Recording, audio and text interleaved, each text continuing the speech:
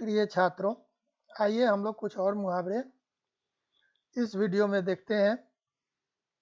तो जैसा कि आप यहाँ पहले में देख रहे हैं कि लिखा हुआ है अंगार बरसना। अंगार मतलब होता है आग, और आग बरस रही है। आग तो बरसती नहीं है, बरसता तो पानी है, लेकिन यहाँ लिखा गया है आग बरसना। अंगार बरसना मतलब आग बरसना। तो इसका मतलब हुआ कि जब आग बरस रही है, मतलब इसका कहीं ना कहीं लाक्षणिक अर्थ लिया जा रहा है। इसका मतलब हुआ कि बहुत गर्मी पड़ना, और बहुत गर्मी तभी पड़ती है जब कड़ी धूप निकलती है।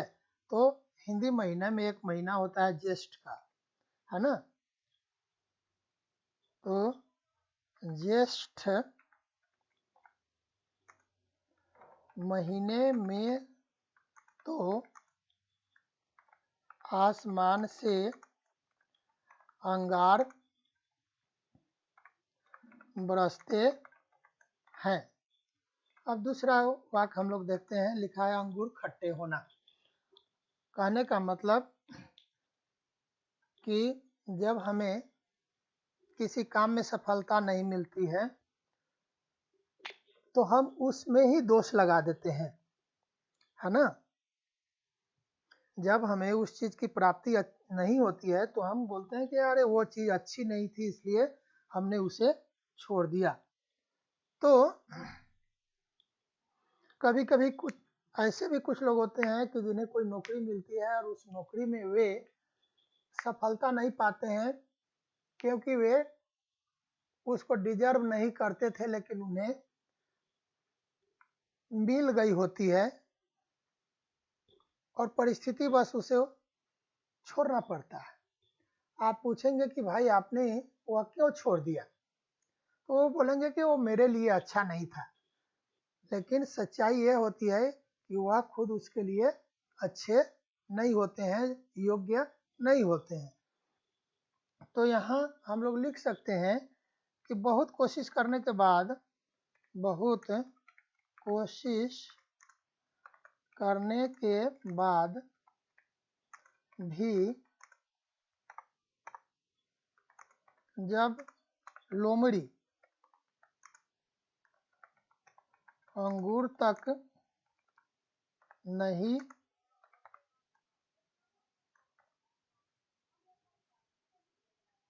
नहीं पहुंच सकी तो उसने यह कहकर वहां से चल दी कि अंगूर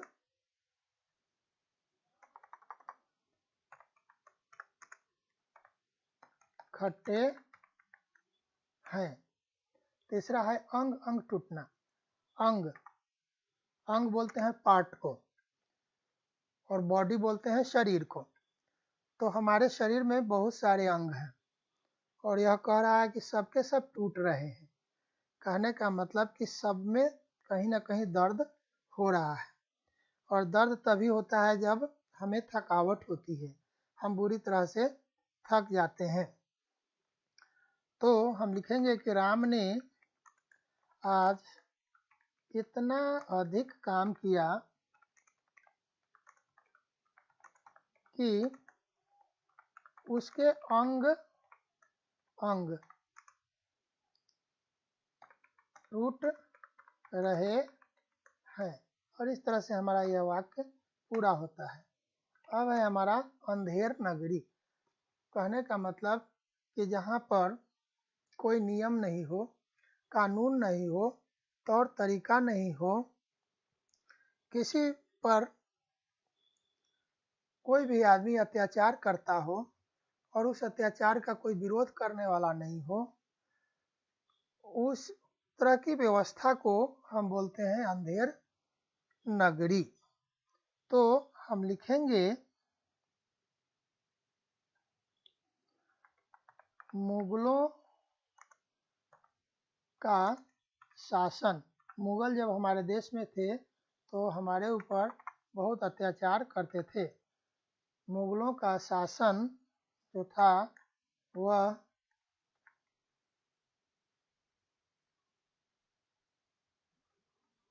अंधेर, मुगलों का शासन अंधेर नगरी थी। उस समय हम लोगों के ऊपर बहुत अत्याचार होता, अंग अंग खिल उठना। अभी थोड़ी देर पहले हम लोगों ने ऊपर यहाँ देखा है अंग अंग टूटना और यहाँ अंग अंग खिलना। कहने का मतलब कि जब हम हंसते हैं तो सिर्फ हमारा चेहरा मुस्कुराता है, लेकिन यहाँ कह रहा है कि अंग अंग खिल उठना, है ना। तो इसका मतलब होता है कि हम इतना खुश हैं कि हमारे शरीर के हर अंग से खुशी झलक रही है।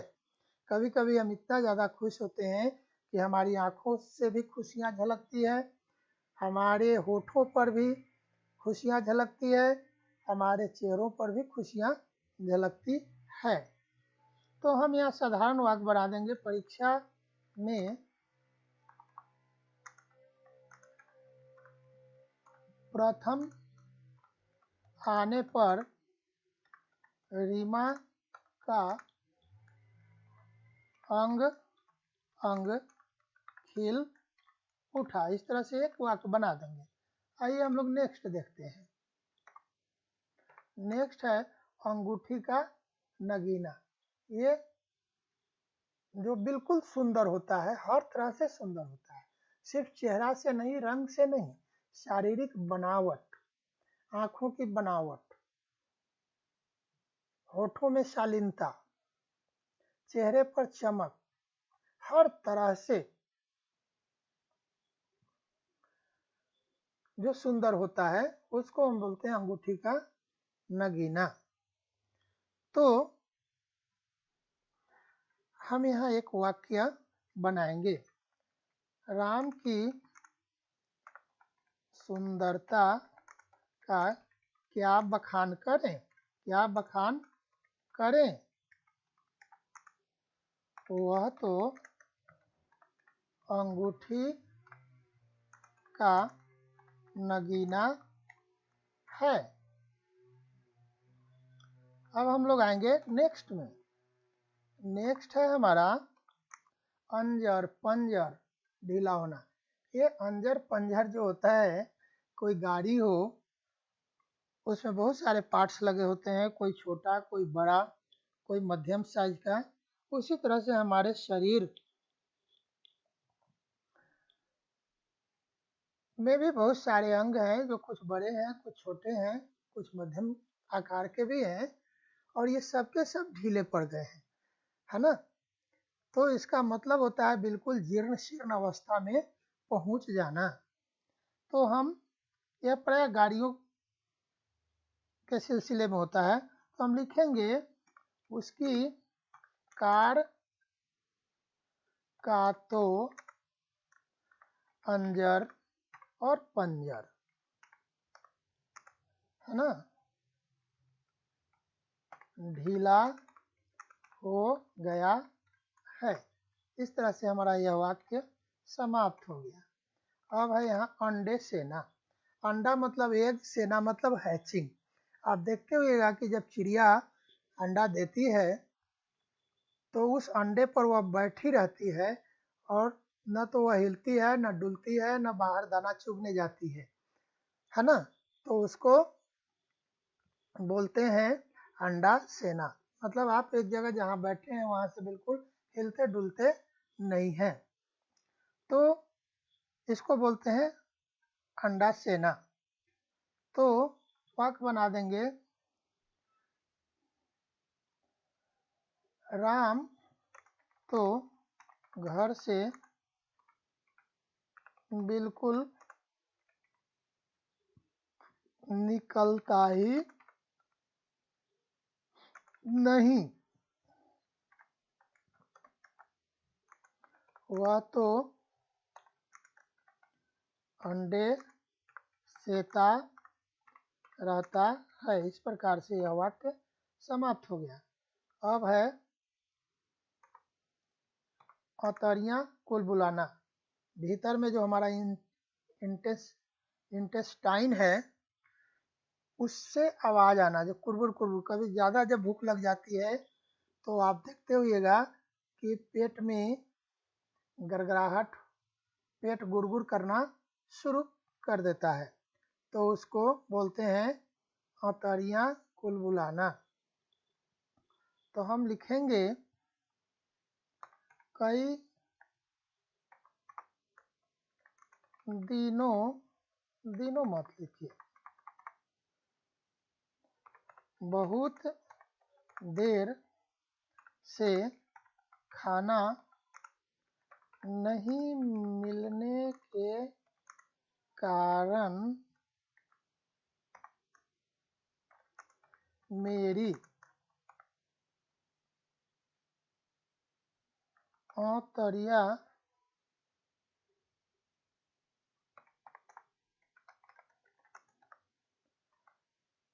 कुलबुला रही है। इस तरह से हमारा यह वाक्य शुद्ध हो गया, यह वाक्य बन गया। अब आइए हम लोग अगला देखते हैं, अंदर करना या होना। अंदर करना या होना, कभी कभी बोलते हैं कि तुम ज़्यादा करोगे तो अंदर करवा देंगे, तुम्हें अंदर कर देंगे। पुलिस बोलती है कि अंदर कर देंगे, और लोग कहते हैं कि वह अंदर हो गया। तो हम लिख देंगे चोरी के अपराध में चोर अंदर हो गया, ये हो गया। और फिर इसी को हम लोग लिख देंगे चोरी के अपराध में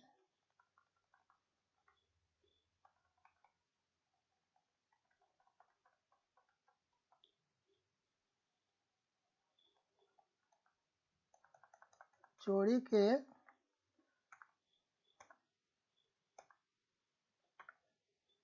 के अपराध में चोर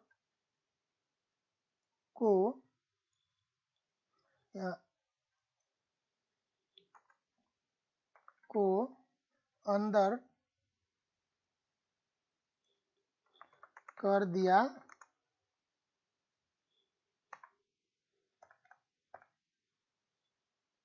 गया। इस तरह से यह एक वाक्य बन गया। दो वाक्य बना सकते हैं आप, यदि होना ही लेंगे, अंदर होना, तो ये पहला वाक्य बन जाएगा। यदि आप लेंगे अंदर करना, तो ये दूसरा वाला वाक्य हो जाएगा।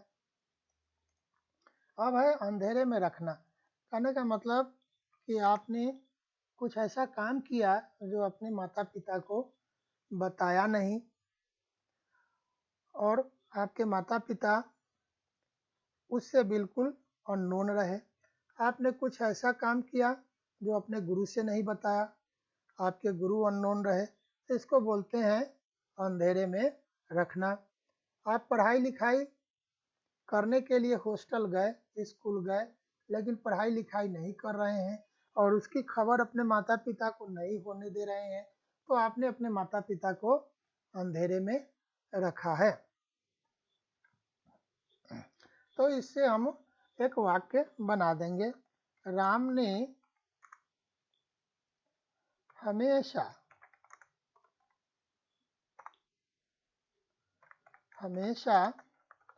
अपने माता पिता को अंधेरे में रखा। अब यह वाक्य बन गया।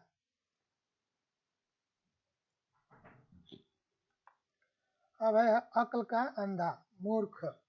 फिर ऐसा तो उधर अक्ल का दुश्मन भी हम लोग देखे थे, पिछले वीडियो में हम लोगों ने अक्ल का दुश्मन देखा था। तो यहाँ हम लिखेंगे फिर वही बात, अरे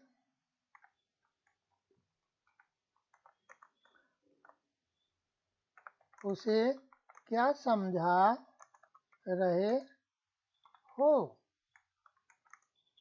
वह तो अक्ल का अंधा है। यह अक्ल का दुश्मन होगा तो भी यही बनेगा। अटकलें लगाना, ये कोई उपाय लगाना। तो अटकल लगाना, अटकल भिराना, है ना, ये सब है कोई आइडिया निकालना, है ना। तो इसको वाक्य बना देते हैं। इस परिस्थिति कोई सिचुएशन क्रिएट हो गया है, तो उस सिचुएशन से निकलने के लिए, इस परिस्थिति से निकलने के लिए कुछ न कुछ अटकलें भिराना पड़ेगा, कोई ना कोई आइडिया निकालना पड़ेगा। आइए हम लोग अगला देखते हैं। अगला है अटखेलियाँ, हंसी मजाक सूझना। तो कभी कभी होता है कि आप कोई गंभीर काम में लगे हुए हैं और उसी समय आकर के कोई आपसे हंसी मजाक शुरू कर देता है, तो हम लिख सकते हैं कि अरे तुम्हें इस समय भी अटखेलियाँ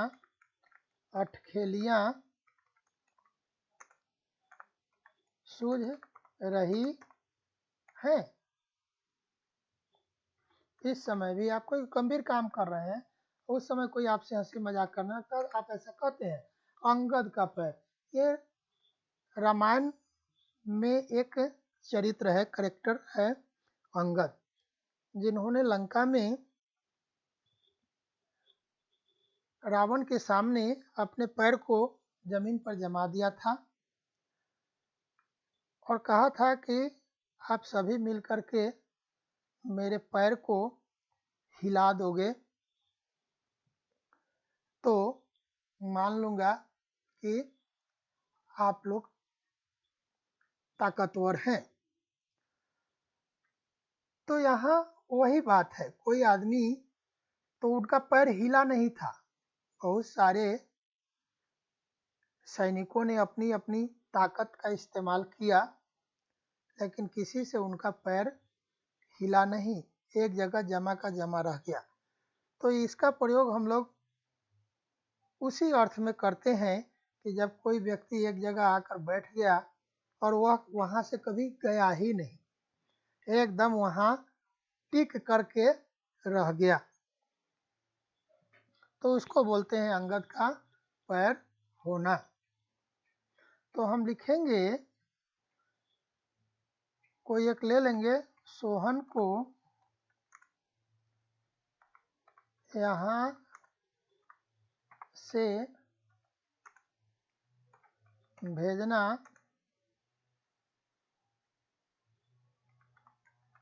मुश्किल है, क्योंकि वह तो अंगद का पैर हो गया है। इस तरह से हमारा यह समाप्त होता है। हम 15 का ही टारगेट लेकर के चलते हैं। आशा करता हूँ कि आप लोगों को समझ में आएगा, आप लोग ध्यानपूर्वक इसे देखेंगे। फिलहाल इतना ही रखता हूँ। धन्यवाद।